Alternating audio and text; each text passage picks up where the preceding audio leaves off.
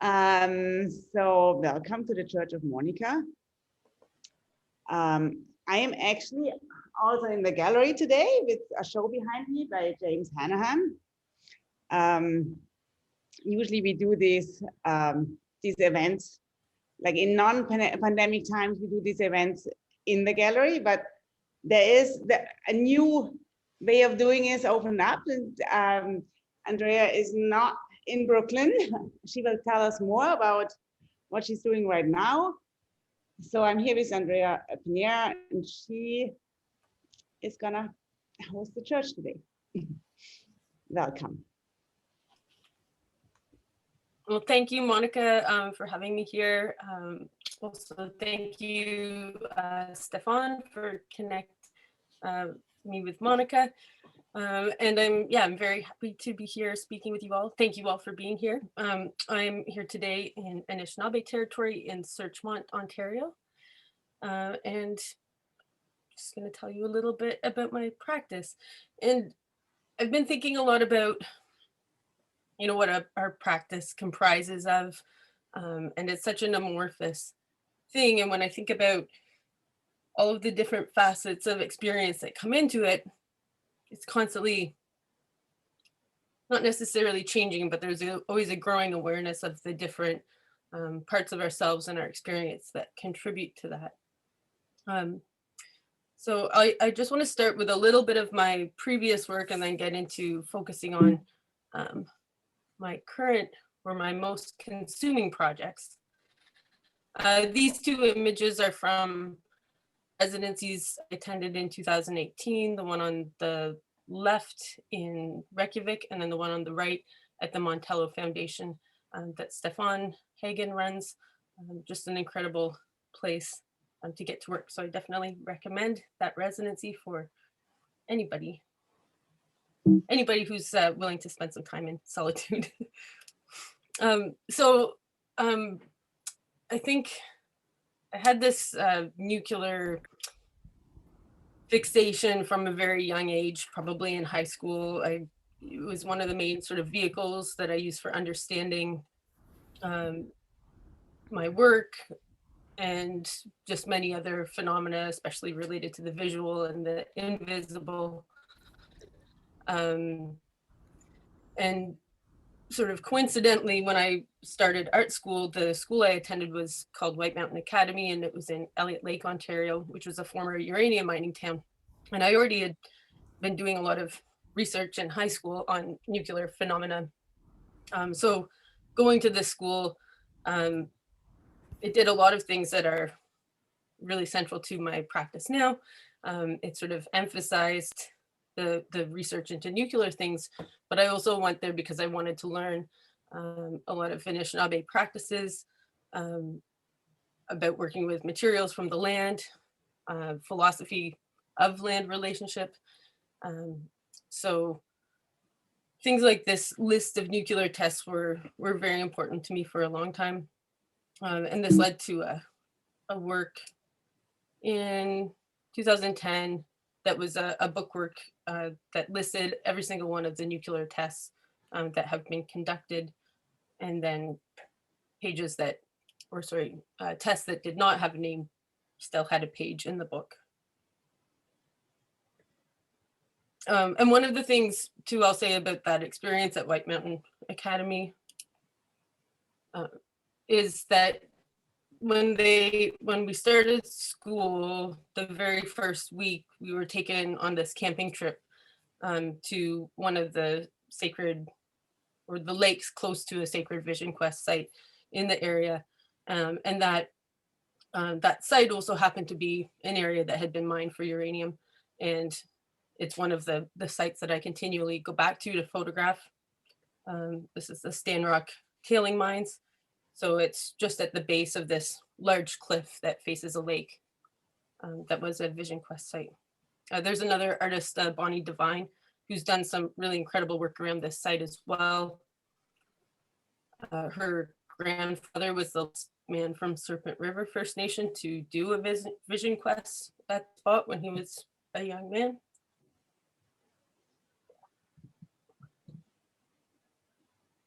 So I continually go to these sites to photograph them. And when I was in my first year of study, my first term, I was introduced to ecological art, where artists were, changing the ecology through their actions. So people like Mel Chin, and I became fascinated with the idea of eventually being able to do some sort of planting in the tailing sites, some sort of intervention that could be even just a small gesture of healing, but that might also have physical manifestations of pulling toxins and radioactivity out of the soil.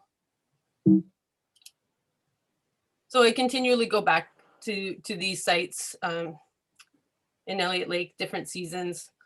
I also think it's quite strange that I tend to bring people that I love or friends that are very dear to me to these sites. I kind of wonder what's wrong with me for doing that.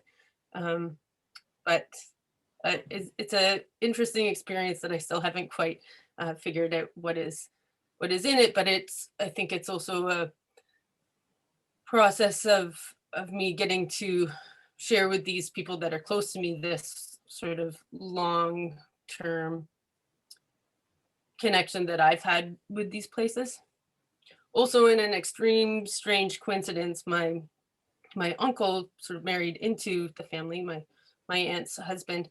His very first job, and I didn't find this out until a few years after living in Elliott Lake, that his very first job in the mining industry was at this very same mine site. I've always been kind of fascinated by those coincidences. So this was the work that I have been doing for the last few years, these sort of paintings over top of photographs that I take, not just of dealer sites, of other things like collections of artworks or studio installations, and then I would paint over them and then scan the images and blow them up. And this one you can see a figure just for scale, the friend who walked up to the top of the tailing wall.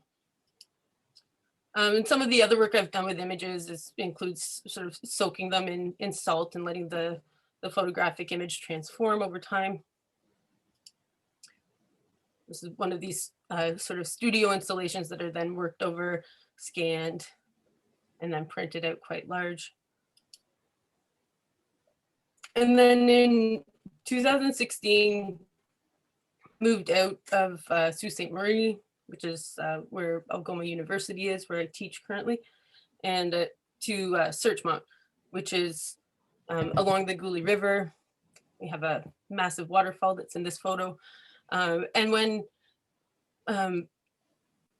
traveling along the river by canoe, there's all these really incredible clay deposits, different sort of erosion processes that happen with the changing river flow each year. So I had one series of paintings over those photographs, but that sort of reignited my own relationship to the land in a different way, moving back out here, or moving out here. I grew up in Southern Ontario, but in a rural setting.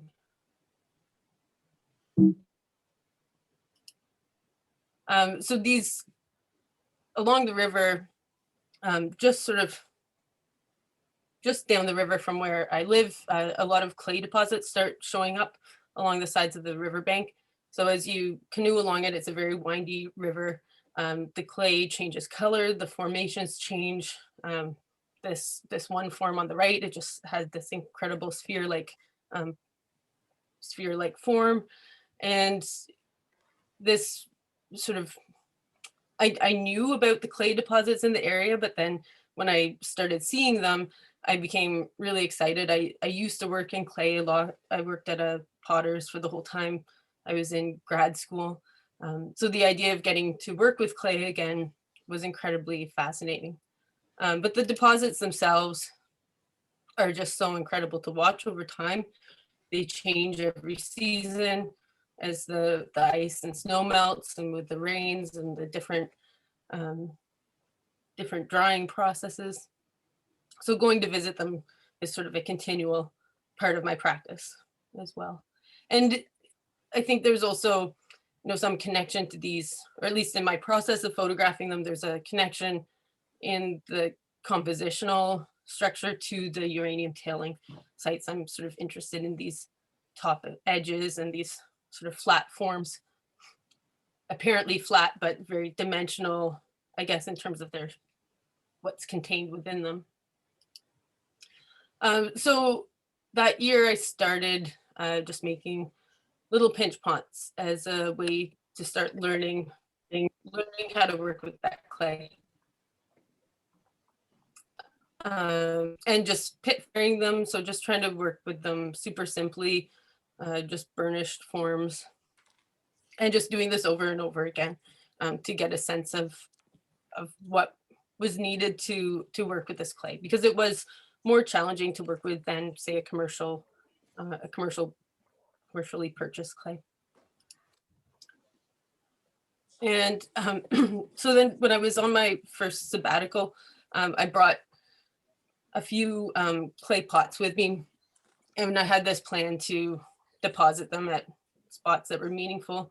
I didn't necessarily ever think that I would show images of this process. It was initially just intended to be part of my own private relationship to the land. So in the very first one, shortly after I arrived in Iceland, I got a car and drove out by myself. And after staying the night in this one area in the northeast of Iceland, I just came across this beach or sort of shoreline area that seemed like the right place to put one of these pots. And it was sort of vessel shaped as well.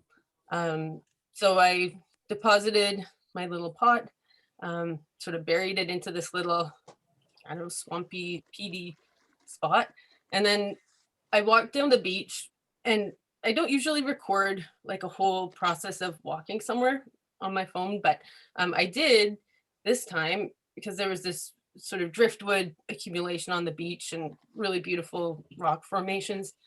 And then when I got down to the edge of the water, there was this whole sheep carcass, and everything had been sort of cleared off the sheep except the bones and the horns were there. And to me, it was this incredible symbol of the generosity of the land. Like when we do make a gesture of offering, our gestures are always sort of incomparable to all that we get from the earth. So then I continued depositing clay pots in different places. I went to the Azores where my grandmother and my dad were born. And this volcano crater seemed like another great vessel spot. I buried some in Lisbon. It was a super massive heat wave at that time. So it was really challenging just to dig a tiny little hole.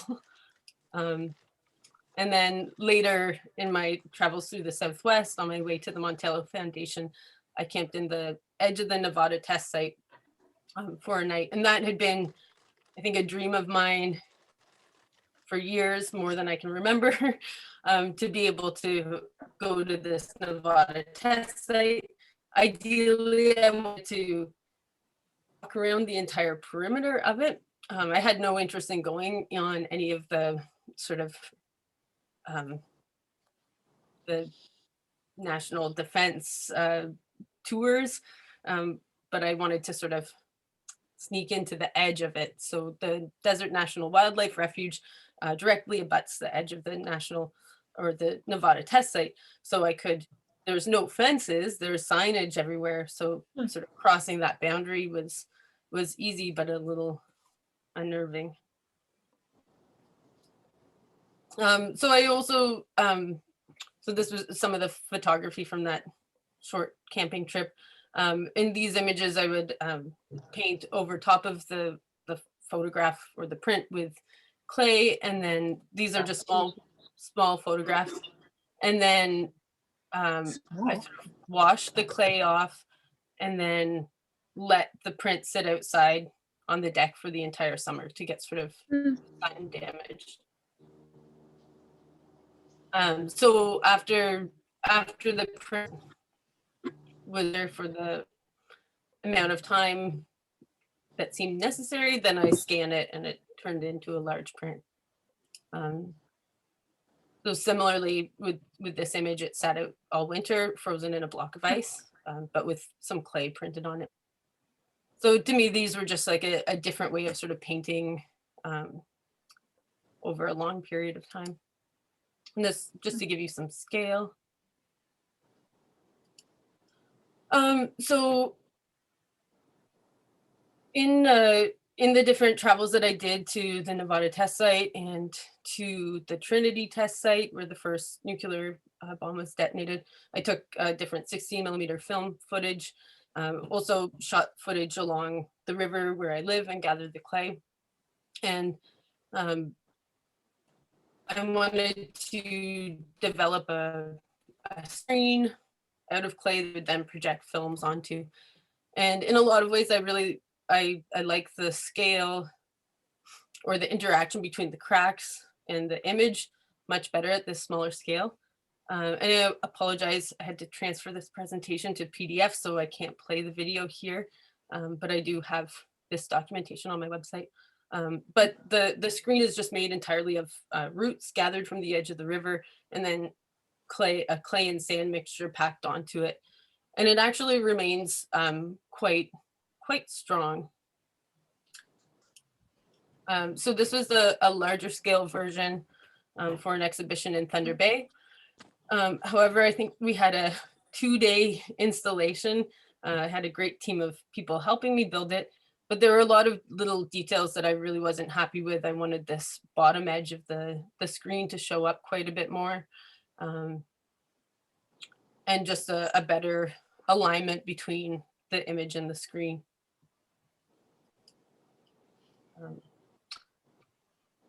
Again, I can't play this. The other part of the project that I really loved was working with the sound. I combined archival footage from some of the actual bomb tests with different audio footage that I've collected in different places. And I found that collaging process with sound to be incredibly enjoyable to work with. So this is just a Photoshop rendering of how I wanted the bottom edge of these pieces to look. So my plan or my hope for this summer is that I will reconstruct a similar screen, but in my yard, that will give me the opportunity not just to, not that super interested in reshooting my own footage on it, maybe different new film works, but I also have in discussions with multiple friends that are working on video projects, plan to project their footage onto it, get it properly documented, so that it could be a different work that could travel easily or could exist easily online. But at the same time, I'm really interested in what that phenomena of the footage or the film being projected in this site on my yard, and also having the time to build it as I want and not to have to sort of rush. And I'm also hoping to make other forms, other clay and root sculptures. And even I would be able to do things like have sort of little fire pits surrounding it while the footage was shot as well. I live in it's where we live, it's an unorganized township, so you can conveniently get around a lot of the fire permit processes, which I encountered not for the first time in my life, but which made it much more challenging when trying to run courses with working with the clay gathered from here, but then working at the university and trying to do the firings in town because there were restrictions on the size of the fire were challenging to work with. But we managed to take a bunch of students out to the river, gather up clay, they made pots, they did their own firing. It was a really, really wonderful course. But I think that day, I mean, the day of firing all the pots was really wonderful, but the process of gathering it and getting all the students out into the river was just really meaningful to me because I got to have that experience when I was a student at White Mountain. So around, it would have been spring of 2019, one of our researchers here at Algoma University, Dr. Paulette, who is the Canada Research Chair in Healing and Reconciliation. I'm getting an unstable internet notification. Paulette Steves invited me to, and just some background, she's a Indigenous archaeologist doing a lot of work to sort of decolonize the narratives and of the archaeological project by sort of refuting and disproving all the sort of typical date claims around Indigenous presence in North and South America.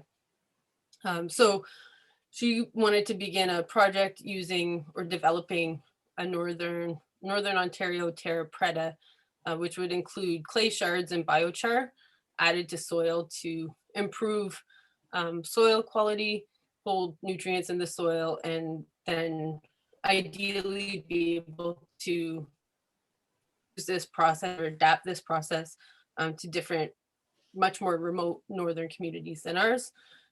Is when people are in flying communities, it's first of all, groceries and fresh vegetables are incredibly expensive.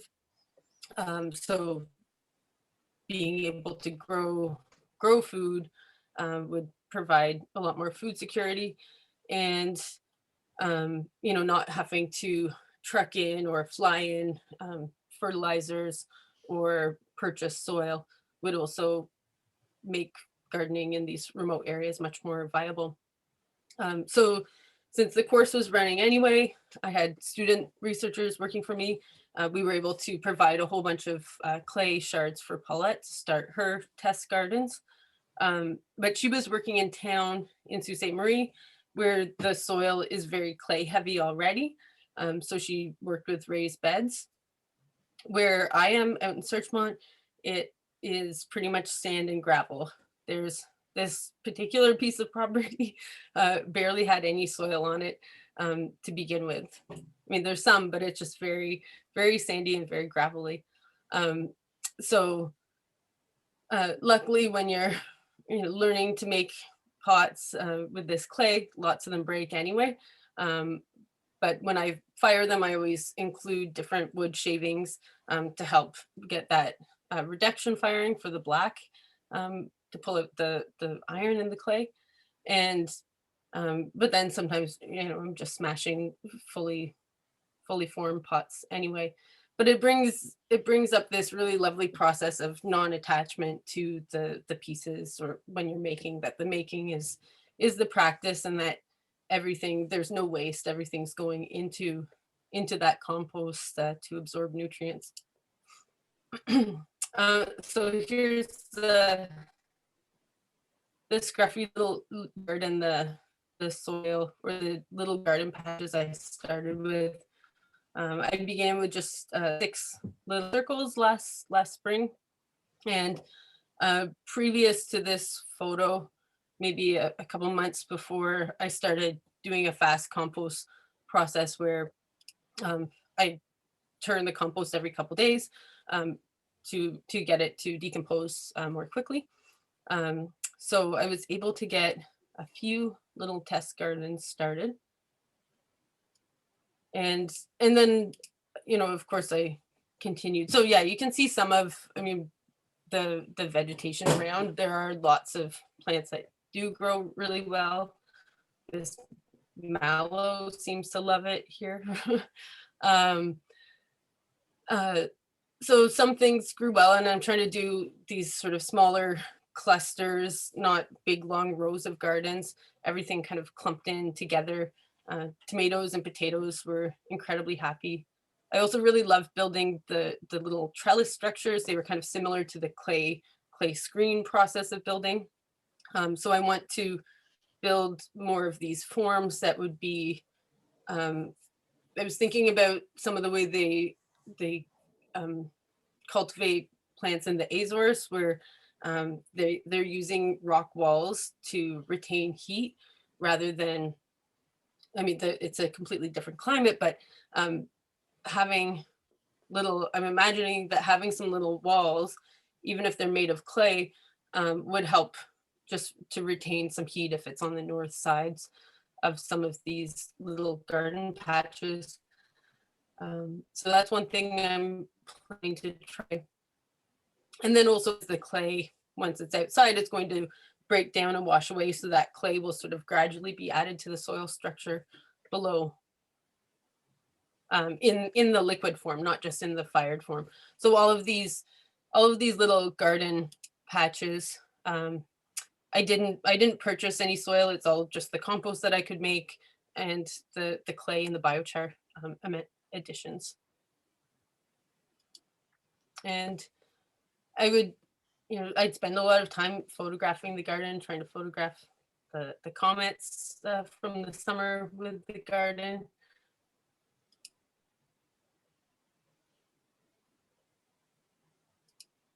And I was surprised how much vegetables I actually did get out of the garden, considering, that there was, very, very little workable soil there to begin with. So I'm hopeful that I'll be able to add quite a lot more production out of it as I continue to add soil and add compost.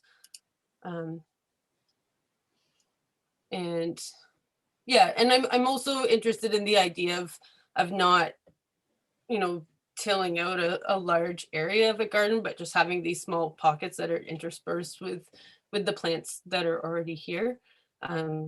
Because the has already increased so much compared to what was here even a few years ago. It was pretty much entirely sand, except for directly around the house.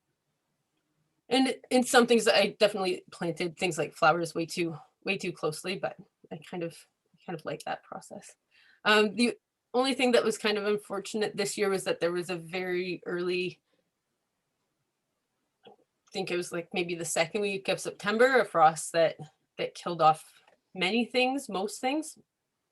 So I wasn't able to sort of see all the squash to their maturity.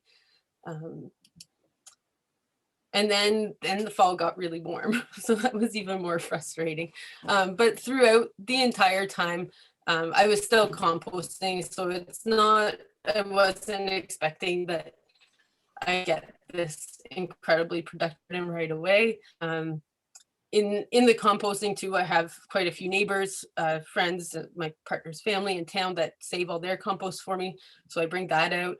I try and collect leaves in the fall from people in town. I don't really like taking the tree leaves out of the woods, because that's, a necessary part of that ecosystem. So if people in town are raking their leaves, then I gather those up and bring them out.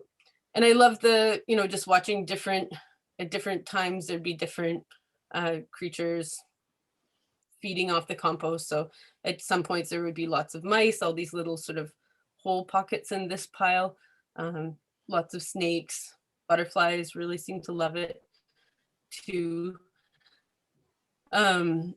So yeah, the composting is going well. And then I was able to add a tremendous amount of rabbit manure from a neighbor. And then I also keep a slow compost going as well. So I think I'll probably be changing how I'm composting as I progress, or as things move on. But I like this idea of having other creatures eating things from the garden. So my process of working with images tends to take me a very long time. I usually have to sit with things for quite a while, but this was just a fast experiment for a text-based art exchange that some artists in Canada, Lucian Drury, Vanessa Brown, and Liz Knox run, called Undecimals. And that's been just a really great little mail art project to participate in. So the painting over the image was using clay and then an ink that I made out of mushrooms and just a little bit of paint. Partly I think this this last term in my classes, I tried to provide opportunities for students to learn how to make their own inks, make their own paintbrushes, something that I had always wanted to do as a student and didn't end up pursuing enough. So I'm definitely interested in trying to increasingly make my own pigments, dyes and things like that that I can grow and forage too. Because the foraging is a big part of my life practice with mushrooms and stuff too. So, and this is just one work that's sort of in progress, or an experiment where I've got my poppy seeds that I collected, but also like a paintbrush made out of my own hair layered over top of a photograph. I don't know if it will be a work, but just to give you some idea of the process. And then I'm not, I can't entirely remember the order, but I think it was after attending one of the talks that the Native American Food Sovereignty Alliance put on, and they had some Hopi farmers who had purchased a chunk of land. It was about 2 acres, which is close to what this happens to be, in Arizona on the Hopi in the Mesa. So very arid desert. It didn't have, the land that they were working with didn't have, an arable quality soil. So they were doing the same sort of process of adding clay and biochar, using different earthworks to like swales and different forms to collect rainwater. And then working in plant guilds, so planting fruit trees and berry trees, and then the collaborative companion plants with them. But in their talk, they mentioned how, I think 2 years into the process, they brought in some chickens and geese and maybe rabbits as well. And then all of a sudden the gardens really took off because it was a more complex ecosystem with these animals added. So not just for the manure, but also how the chickens interact with the insects and stuff too. So I found a Kijiji ad with somebody giving away some roosters. Completely coincidentally, it happened to be the guy that we buy our wood from, who has a camp right behind us. His daughter had 2 extra roosters. Getting the roosters, building the rooster house led to then having to buy a whole bunch of hens. But what's interesting is they happen to be this Icelandic chicken, which is not really a true breed, but a landrace, which is also a way of that I'm just starting to learn more about, but seeds can be developed in a landrace mode as well. So where they're not sort of overly protected, they're allowed to open pollinate, and they're encouraged to adapt to the existing conditions of a harsher climate rather than being fertilized or overly tended to. So I've become, in gathering my seeds for this year, there's a number of different sources I've looked to, but one is through the Experimental Farm Network. There's quite a few people working on landrace seeds, but the ones that I'm most excited about are from this guy named Joseph Lofthouse, who's working up in fairly harsh conditions, I think, in Utah, which of course is very different here, but maybe not necessarily. We happen to be right like on the dividing line between a zone 3 and 4. Sorry, there's probably too many chicken photos. I just love them.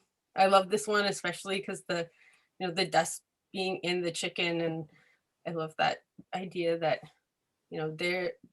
we are the dust, they are the dust, everything's interconnected and sort of permeable. Oops. Some of the other seeds that I've been able to acquire were from an artist in Canada named Christina Battle, who's been doing quite a long seed exchange program where she collects seeds and trades them with people for different things. So I sent her some seed jars and some mushrooms to trade. And the seed jar idea is really interesting as well. Part of the, I guess, the research team at the university, there's people working across areas like geography, community, economic, social development, and additional-based studies that are all interested in these different garden planting agricultural type research that's not industrial agriculture. So one of the things that we're thinking about doing is trying to develop a seed library. And I love the idea that, you know, we could be getting students involved in making seed containers of various shapes and sizes, because some of the longest preserved seeds that have been found, I believe there's like 800-year-old squash seeds that were viable because they were stored in clay, because the clay would keep the humidity out. So we're also thinking around things like building like a very small, I'm imagining like a quite small hand built, maybe straw bale, constructed building that could house seeds, but would not need to be, it wouldn't need power ideally. So we're kind of, there's a number of people working through, partly through Lake Superior Living Labs Network, and just other researchers at Algoma University as well. But I love Christina's practice. And that's only one facet of her practice, but that sort of generosity in the trading that can happen.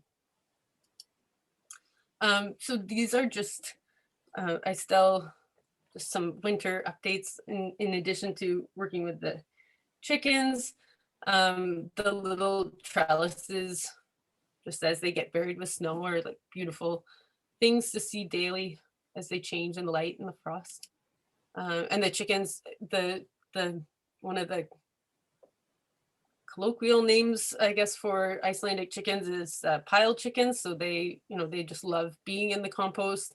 And as I said, there's neighbors who bring all their compost. And they also, one whose wife works for a grocery store in town, brings all the grocery store excess out for the chickens too. Then I can just give them eggs. So it's I love that sort of system. And another sort of coincidental aside, Algoma University, where I teach, was donated an entire pottery studio last summer by a local potter. So we can't go into the university right now to even work or set up the studio. So I brought the wheel home, and as I throw pots, which gives a very satisfying sense of getting to be able to make something, especially when there's very little mental capacity left at the end of a day full of Zoom meeting and teaching. Just being able to throw some pots is a really lovely practice. But I take all the trimmings, and when I'm firing the pots just in the wood stove of the house rather than use excess wood to do other firings. So I just do a cup at a time, and usually they break, but it doesn't matter because it's still, it gives me practice with throwing. And then the trimmings and the broken pots go into the containers to be added to the compost pile in the spring. But I'm also starting to collect them by color too, and thinking about different ways I could arrange the clay and potentially, like tint it in different colors to sort of direct the heat in the different areas of the soil. And then this is this photo shows Isabel Michaud, one of her projects that she's working on, this little cornmeal cookie that my chickens were testing for her art project, where she was making edible chicken art.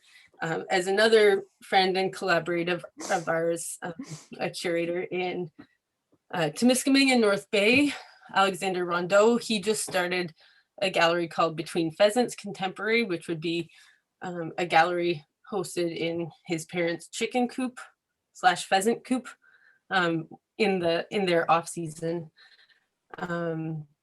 So Isabel sent me these cookies for the chickens to try. They're not super into them yet, but I mean, they're trying them.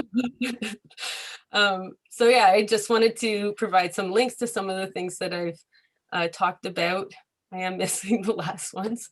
And then the other one that I didn't really talk about was 180 Projects, but Isabel, who's chicken cookie is in this picture.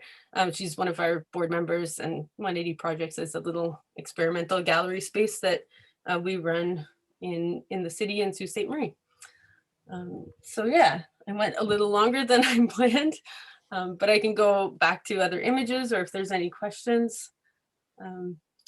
Oh yeah, and I guess the one thing I'd say too is, I mean, it's just such a interesting ongoing process of thinking through the ethos of how I want to do this.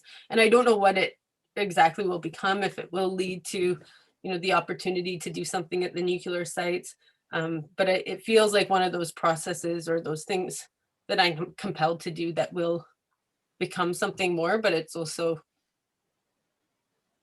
enough in what it is too. So thank you for listening, and yeah, happy to have any questions. Hi, Andrea. This is Lily. Hi, Lily.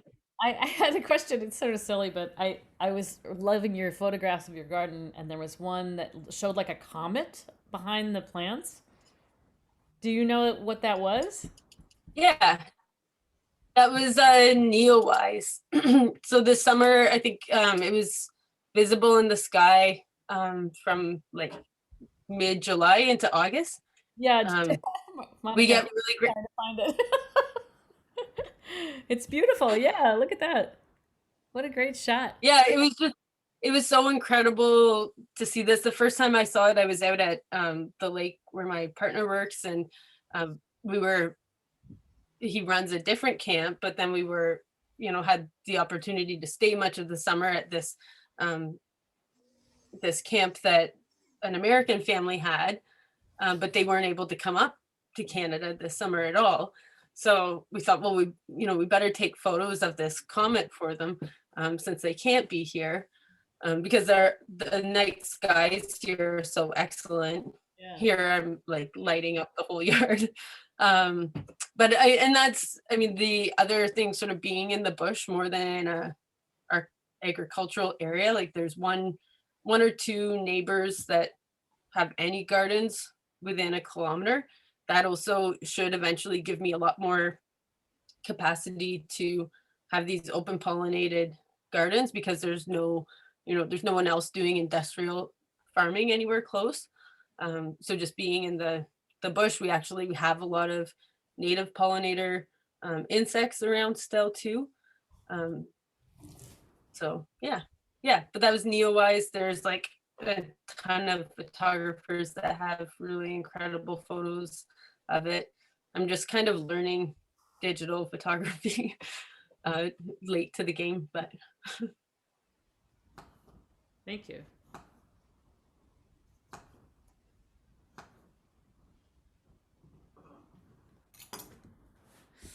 Monica, I think you're. Yes, sorry.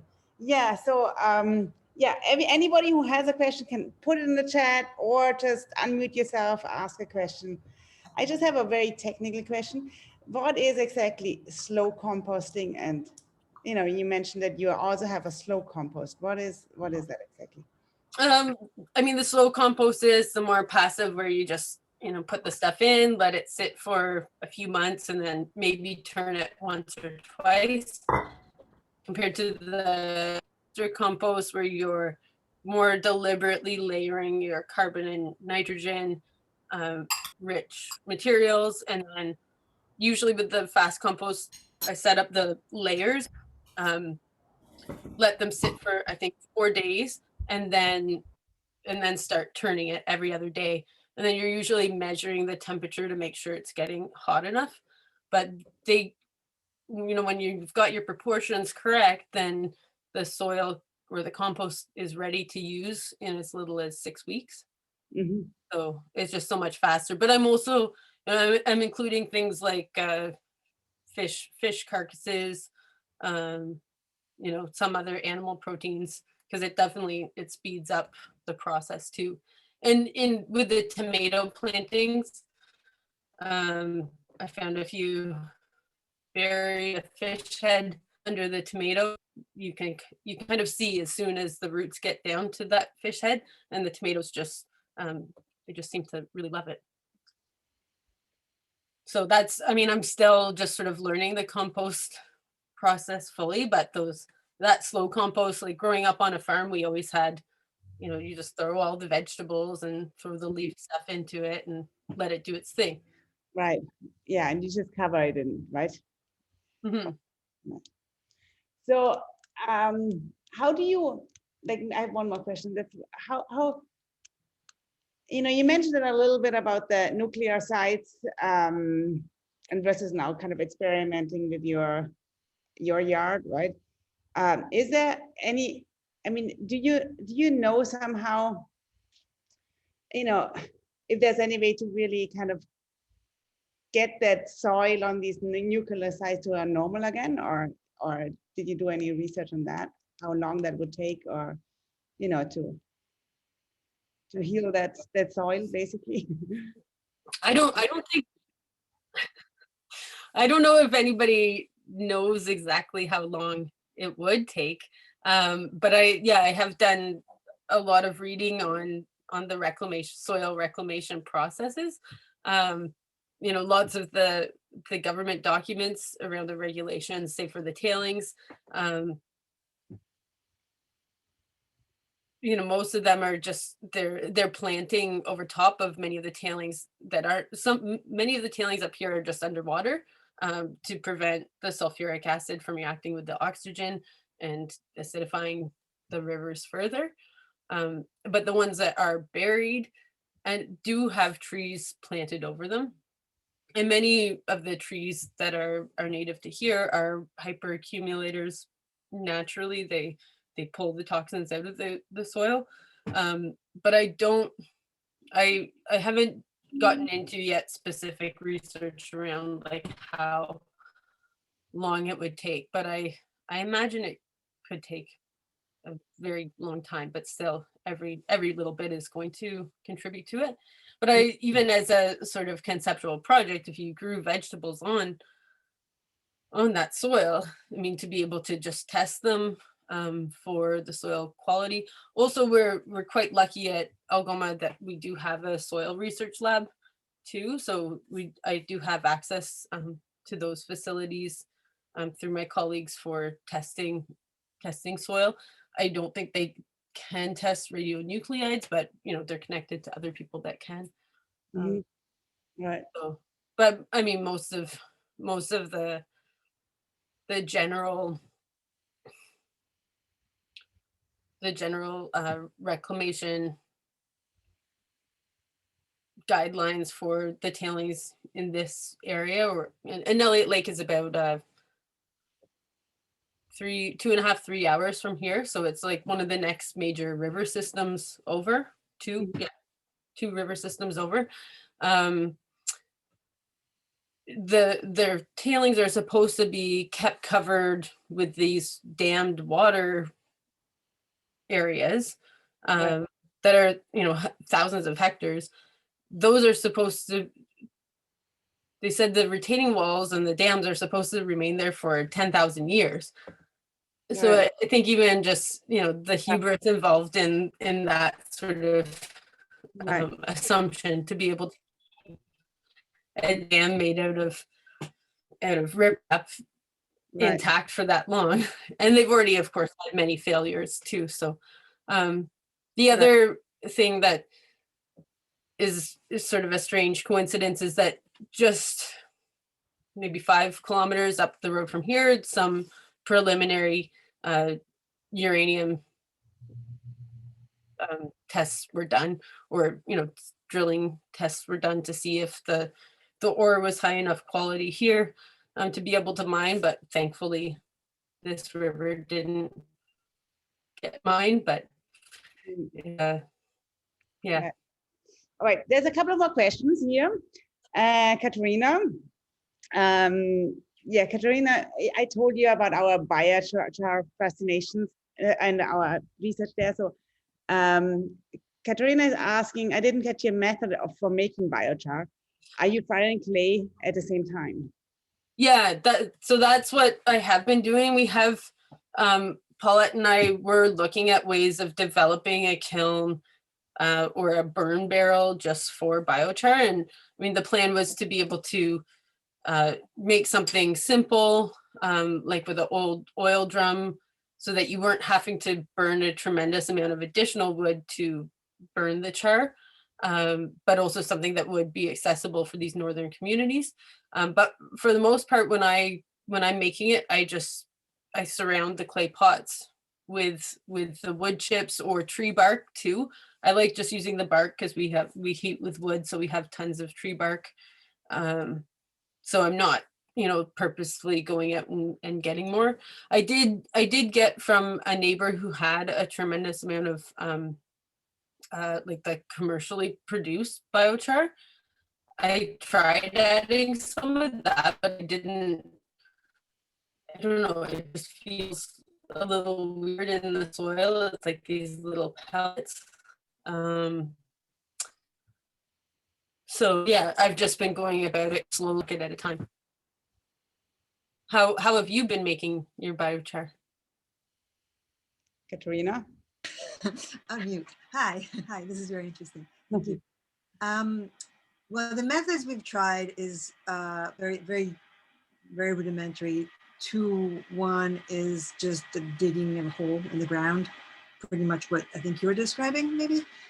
And another method was in regular wood stove, but within a container to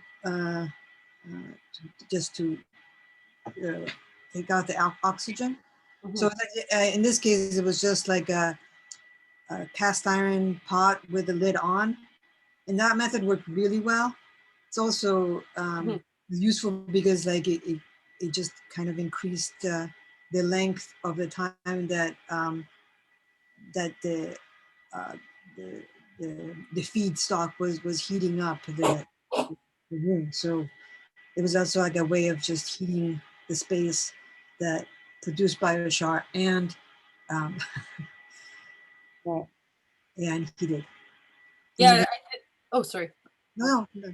No, I think that's really beautiful, and that's sort of a lot of the thinking that I try to bring into these different actions is that everything should have more than one use or more than one purpose. So to me, making small amounts, and I use just either cans or even paint cans that have not had paint in them, but just something to block the oxygen too. In the wood stove, like while I'm heating, it's a slow process, but then it becomes a daily practice rather than like one big production. It's just integrated into that sort of daily structure. And just one more question: when you're firing your clay in your wood stove, do you know what temperatures you're getting at? We've done some because we were trying to do like the sourdough glazes, and those need slightly higher temperatures. So it looked like some were getting up to, and I'm pretty sure it was Celsius, like 1400 degrees Celsius, but not really high enough to, push it into the stoneware. It's still in a earthenware state. I do have now from this donation, I have access to propane kilns, but I'm also not really that interested. I want to get them hooked up for the university to use, but for this practice, I'd rather just fire the clay to what I can fire it at, either using the pit firing. I found I've been able to get higher temperatures out of some of the outdoor fires, depending on how I build them. If they're really large and in that pit, then just based on the fact that I've sometimes melted the cans that I have the pots contained in with the wood chips. So yeah. And you said, and you're using feedstock as your char? Oh, I material? didn't know how to call it. Anything that I'm charring, I call it feedstock. And it's the wrong word. I don't know. It's like the feed for the char. Oh, yeah. Okay. Yeah, no, it's, I don't even know what, like feedstock, I guess is for animals. Maybe that's the wrong thing. The one term, I don't know. Anyway, no, it was just material that is fed into the pot. Yeah. Yeah. And I don't know if there's going to be different, things that are different materials that are fed into the pot that are going to be better for the char or not. I know there is quite a lot of research accessible on that.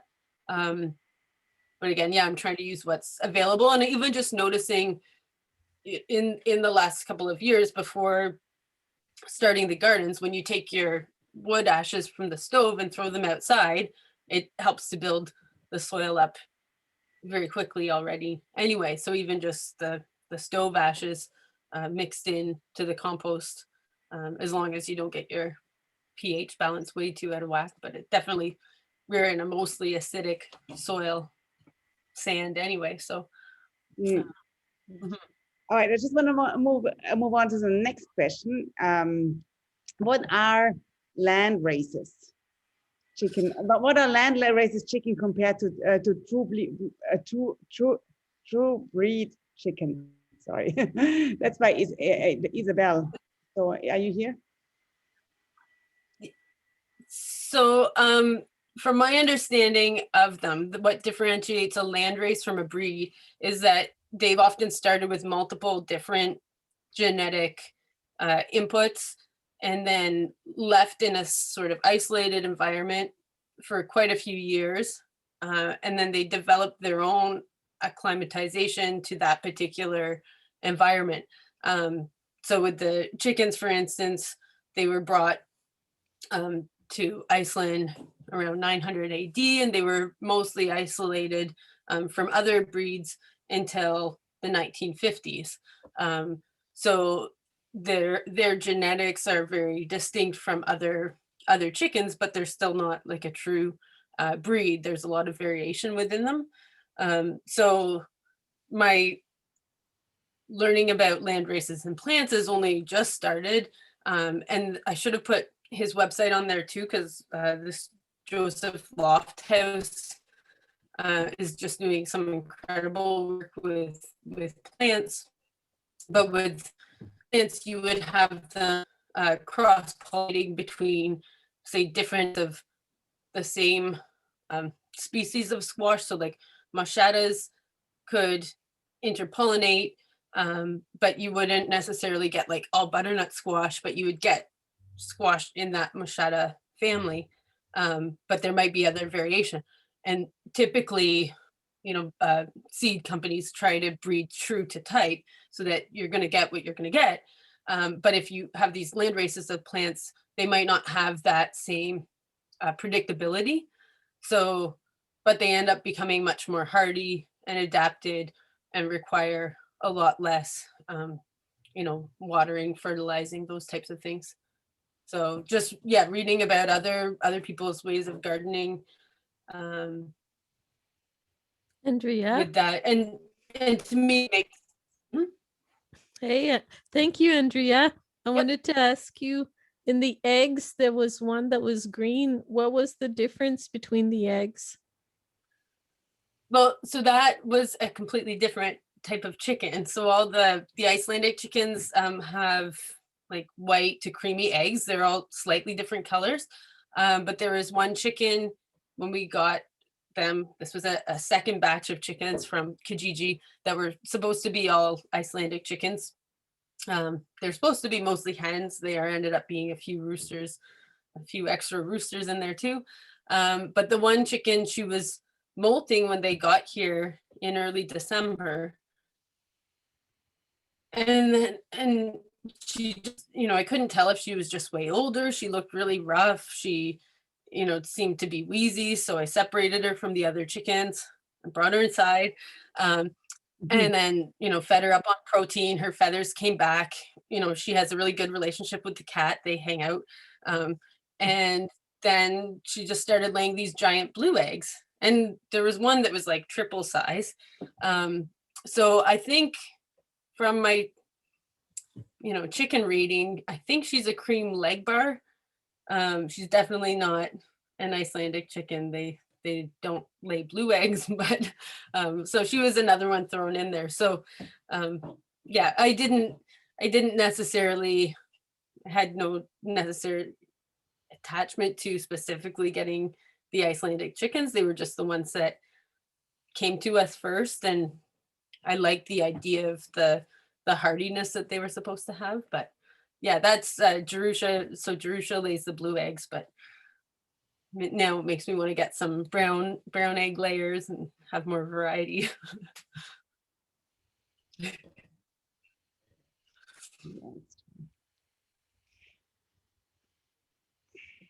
This was really fascinating. And I think, we should continue all these conversations also,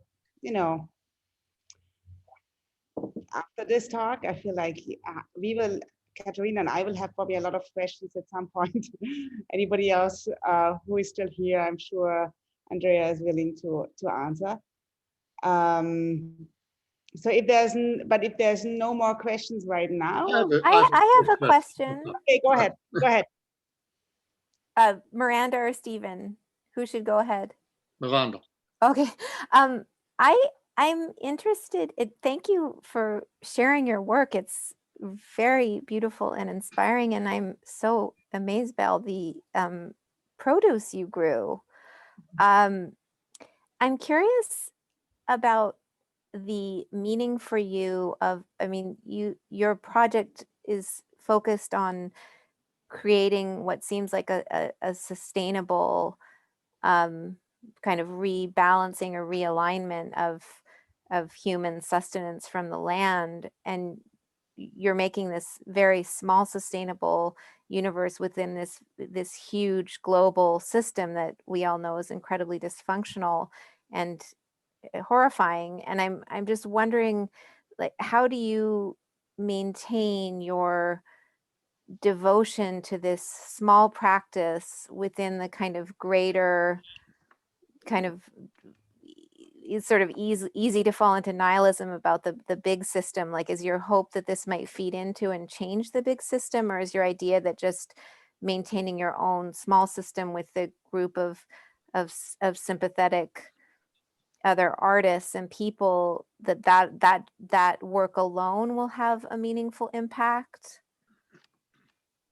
Yeah, that's such a good question, and it's one I think about a lot. But I think hopefully, yeah, I know I don't have any desire to get into large scale farming, and I think that's why I try to see, how much can be grown in a very small area, and it's improving the soil in a hopefully short amount of time, but it's still going to take quite a while.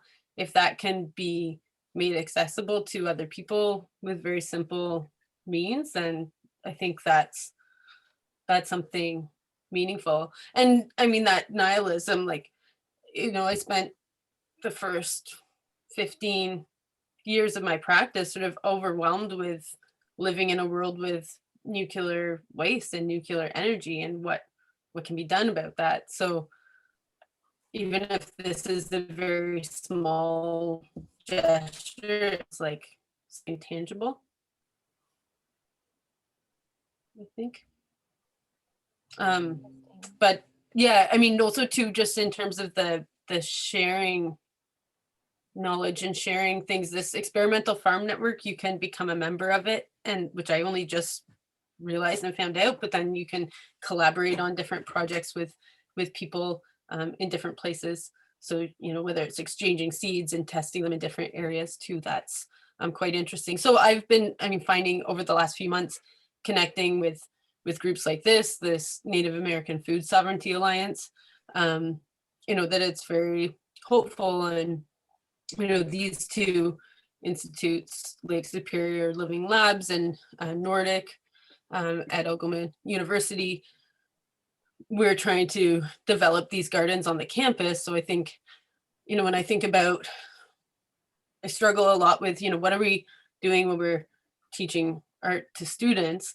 And I know when I was a student and I was introduced to these artists that were making ecological change as their art practice, to me, it brought together everything that I struggled with when I chose art over, environmental studies or something else. But that, even when I initially chose art, the thing for me seemed like if we were going to think about our relationship to land and environmental, different environmental concerns, perception is, very much at the root of it. So that's why I went the art way, but being able to bring both practices together feels a lot better for me. But I don't think I think I'm just in very initial stages of starting to experience something. So I'm not sure where it will go, but I trust it. I hope that. Yes, yeah, very inspiring. Thank you. Thank you. I just wanted to ask about the relationship then between the photos and the painting over it. Is the photo meant basically as the background you start out with? You create the photo for that, or how's that process? That's a good question too. And it's been interesting lately thinking about, the idea of ground in a different way with the images in the sort of way of thinking about soil. So in many of the initial photos, when I started painting over them, I came out of this like printmaking training where, I was doing all these photo etchings and more complicated technical ways of integrating hand-generated marks and photographs. So the initial photographs that I painted over, I had with me for 5 or 6 years beforehand. So there were these photos that I had looked at but never intended to become something. And then sometimes I make photographs particularly planning to do something over top, but I don't have a predetermined concept of what that would be. I like there to be that indeterminacy or chance that comes into it. So lately, when I've been thinking about, the ground, and this basic process of working over a photo, if the photo is the ground, it's as integral to the whole thing. It's that the painting supersedes the paint. It's part of the whole image, just like the plants are, they're a permeation of the soil, and the soil's not just a structure for it. Yeah. So I think that's how my photography and working over photographs is still going to continue, but I think thinking through this ground subject ground relationship is definitely impacted by this. Makes sense. I actually have one more question, and that's what about mushrooms also for, you said you use mushroom for ink. You said you also get them out of the forest, but growing mushrooms, is that something that you're interested in too, or? Yeah, and if anything, the potentials for mushrooms to rehabilitate soil is even greater than plants, or it could be much faster. Even here, like we gather a lot of chanterelles. They're everywhere around, and they seem to grow more in areas where the soil is disturbed, or where you find really old cans and stuff deep in the forest, because stuff just used to be dumped everywhere. So I'm definitely interested in that, but I don't know how. There is one mushroom farmer in town, so I'm interested in going, you know, to see his operation. What I do tend to do though, even with the little garden spots that I had or have, the one, oops. So I try and use like the spots where we would have slabs of wood sitting, because then you notice like the mycorrhizal sort of threads are there in the ground from the wood, all the like the bark decomposing. So the wood slabs maybe sat there for a year, and then that bark already has or already is inoculated. So I love mushrooms passionately, the whole process of being in the bush looking for them. I got to be in a really incredible John Cage class when I was in school, and like his talk on mushrooms encapsulates so much of that. But yeah, so I haven't done it yet, but I would love to. I'm very interested in that too. But any other questions?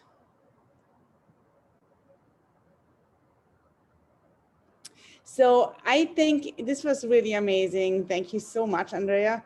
And I feel like, you know, I will still have a lot of questions. I love your work. Anybody else who wants to kind of, you know, ask more, just write me or Andrea an email. And through, I mean, you can always find us through open source. And I'm sure, Andrea, you have a website too, right? Where there's an email address. Yes, I have none of this new work on the website, but the older work's there, and I think I have an email on the website. Yeah. Otherwise, ask me. So, so yeah, but thank you so much. This was really fascinating. It was really great, and yeah. Oh, well, thank you so everybody much for coming. Thank you. Thank I you. hope you come too soon at some point, or we do a field trip up there. Yeah. Oh my God, that would be great. And you know, also, obviously, if you are in Brooklyn, come to open source. I'm here on afternoon. I already have a guest. Oh, Okay. wonderful. All right. Yeah. Well, Okay. Thank you so much. Bye bye. Thank you. All right. Thank you. Thank you, Andrea. Bye bye.